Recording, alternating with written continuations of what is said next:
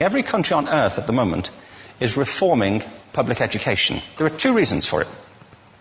The first of them is economic. People are trying to work out, how do we educate our children to take their place in the economies of the 21st century? How do we do that? Given that we can't anticipate what the economy will look like at the end of next week, as the recent turmoil is demonstrating. How do we do that? The second, though, is cultural.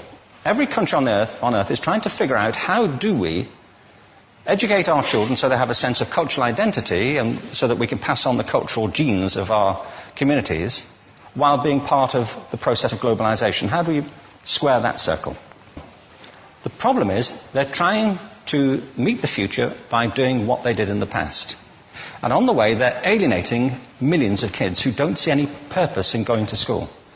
When we went to school, we were kept there with a story, which was if you worked hard and did well and got a college degree, you would have a job.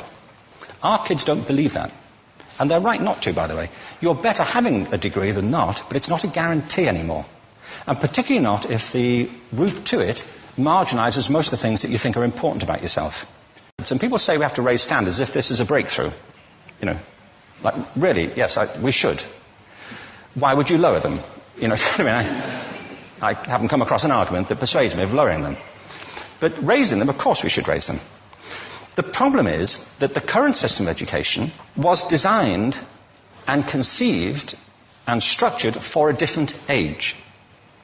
It was conceived in the intellectual culture of the Enlightenment and in the economic circumstances of the Industrial Revolution. Before the middle of the 19th century, there were no systems of public education. Not really. I mean, you could get educated by Jesuits, you know, if you had the money. But public education, paid for from taxation, compulsory to everybody and free at the point of delivery, that was a revolutionary idea. And many people objected to it. They said it's not possible for many street kids, working class children, to benefit from public education. They're incapable of learning to read and write, and why are we spending time on this? So there's also built into it a whole series of assumptions about social structure and capacity. It was driven by an economic imperative of the time, but running right through it was an intellectual model of the mind, which was essentially the Enlightenment view of intelligence. That real intelligence consists in the capacity for a certain type of deductive reasoning and a knowledge of the classics originally, what we come to think of as academic ability. And this is deep in the gene pool of public education, that there are really two types of people, academic and non-academic, smart people and non-smart people. And the consequence of that is that many brilliant people think they're not, because they've been judged against this particular view of the mind. So we have twin pillars, economic and intellectual. And my view is that this model has caused chaos in many people's lives. It's been great for some. There have been people who have benefited wonderfully from it. But most people have not. Instead, they suffer this. This is the modern epidemic, and it's as misplaced and it's as fictitious. This is the plague of ADHD. Now, this is a map of the incidence of ADHD in America, or prescriptions for ADHD. Don't mistake me here. I don't mean to say there is no such thing as attention deficit disorder. I'm not qualified to say if there is such a thing. I know that a great majority of psychologists and paediatricians think there is such a thing. But it's still a matter of debate. What I do know for a fact is it's not an epidemic. These kids are being medicated as routinely as we had our tonsils taken out. And on the same whimsical basis, and for the same reason, medical fashion. Our children are living in the most intensely stimulating period in the history of the earth. They're being besieged with information and calls for their attention from every platform, computers, from iPhones, from advertising holdings, from hundreds of television channels. And we're penalizing them now for getting distracted. From what? You know, boring stuff at school, for the most part. It seems to me it's not a coincidence totally that the incidence of ADHD has risen in parallel with the growth of standardized testing. Now, these kids are being given Ritalin and Adderall and all manner of things, often quite dangerous drugs, to get them focused and calm them down. But according to this, attention deficit disorder increases as you travel east across the country. People start losing interest in Oklahoma.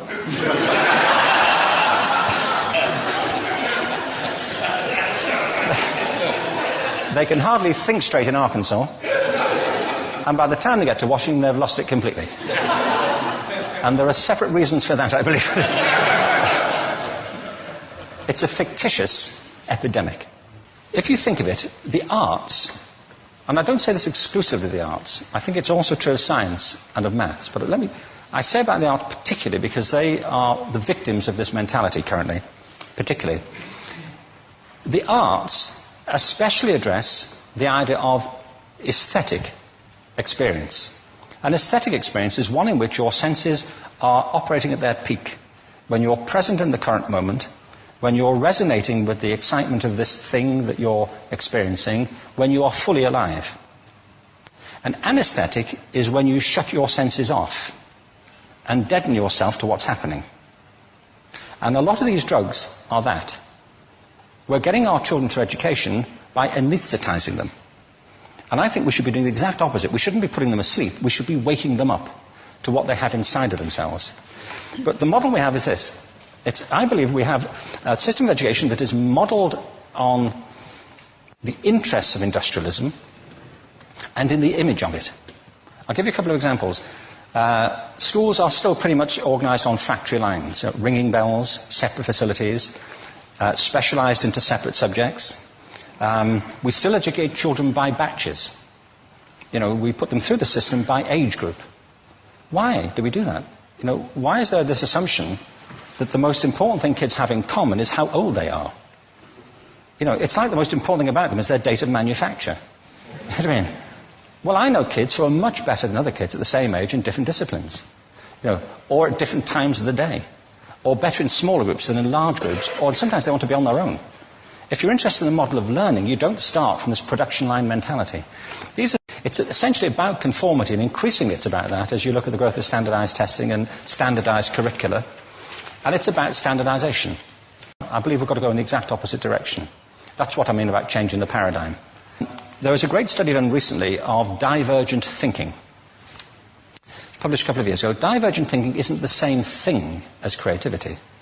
I define creativity as the process of having original ideas that have value. Divergent thinking isn't a synonym, but it's an essential capacity for creativity.